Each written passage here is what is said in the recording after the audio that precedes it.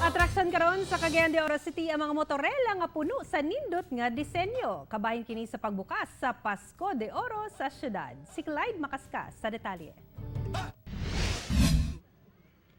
Christmas is in the air na gayud. Sanglit sa Cagayan de Oro City, makita na nga magbaras-baras sa kadalanan ang mga motorela nga puno sa dekorasyong pampasko. Kabahin kini sa tinuig nga contest sa syudad nga Paskorela. Patsara gayud ang matag motorela nga misalmot sa maong contest. Lahi-lahi ug unique gayud ang mga disenyo. Eco-friendly pa kay sagad sa mga materyales nga gamit mga recycled. Oh, okay kay sir.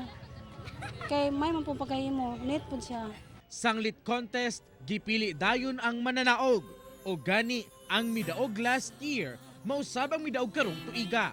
50,000 pesos ang iyang nauli, isip premyo. Dagham ng good mahimo sa Christmas, not just only you're doing with Santa Clauses, imong mga gifts.